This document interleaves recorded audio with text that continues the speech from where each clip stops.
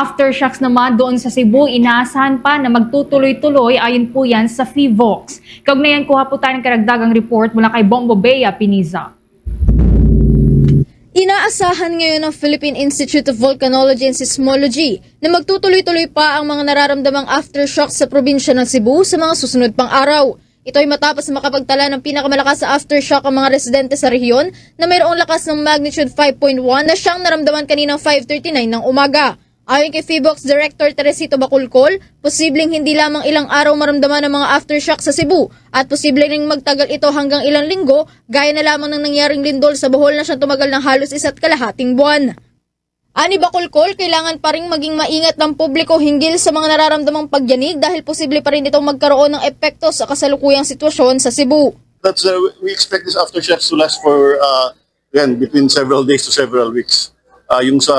For example, yung sa Bohol during the 2013 earthquake, more than 1 month, umabot pa ng may mga aftershocks pa rin.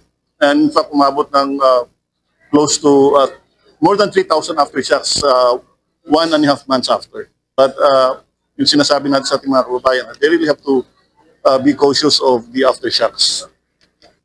Kasunod dito, kinumpirma rin ni Bacolcol na simula pa lamang nitong Miyerkules, Oktubre 1, nagtayo na ng kanilang mga sariling estasyon ng PHIVOLCS sa Cebu para mabilis na matukoy ang mga eksaktong lokasyon ng aftershocks. Ayon pa kay Bacolcol, kanina pa lamang umaga nakapagtala na ng humigit kumulang 4,000 mga aftershocks ang lalawigan. Maliban naman sa mga kasalukuyang tauhang nagmamonitor ng mga pagyanig sa probinsya, ay mayroon na rin anya silang mga teams na nagsasagawa ng mga monitoring at checking hinggil sa mga geological impacts ng lindol, siyang nagsasagawa ng mga information dissemination campaign sa lugar. Yes, kanina, October 1, napunta na sila doon. They already set up temporary seismic stations, and then ang purpose naman nun is para ma-precisely locate natin yung mga aftershocks. Kaya as of 10 a.m. kanina, we already have 4,071 aftershocks, and again, yung pinakamataas is 5.1, which happened early this morning at 5:39.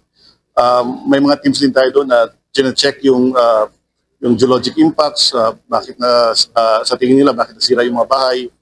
And meron din tayong team that is conducting information dissemination campaigns.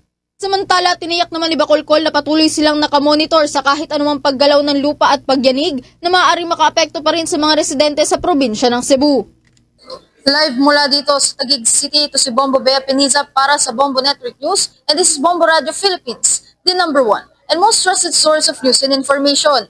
Basta Radio, Bombo! For the most trusted source of news and information, visit our website at www.bomboradio.com. Follow us on Bombo Radio mobile app, Facebook, YouTube, TikTok, and X, formerly Twitter.